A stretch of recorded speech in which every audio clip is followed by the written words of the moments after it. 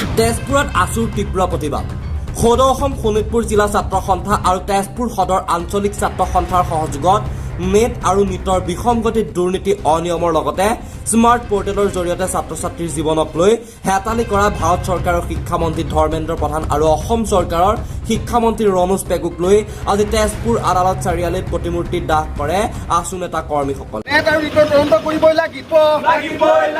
Net আৰু নিটৰ বিসংগতি তদন্ত হ'বই লাগিব।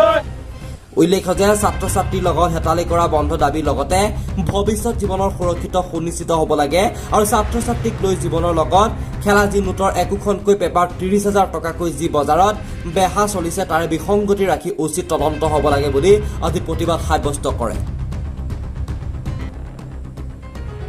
এই সন্দৰ্ভত তেজপুৰ আছু কৰ্মী অৰূপ তালুকদাৰৰ এই মন্তব্য।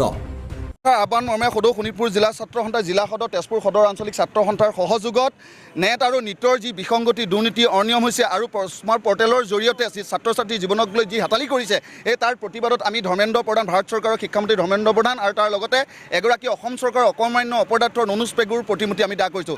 ছাত্ৰ সন্থাই স্পষ্ট ভাষাৰে আমি কৈছোঁ ছাত্ৰ ছাত্ৰীৰ জীৱনক লৈ হাতালি খেলা বন্ধ হ'ব লাগে। তাৰ লগতে ছাত্ৰ ছাত্ৰীৰ সুৰক্ষিত ভৱিষ্যত সুনিশ্চিত হ'ব লাগে।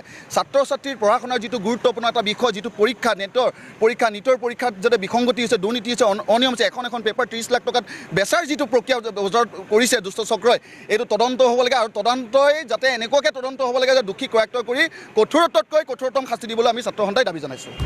News desk report Suhana live.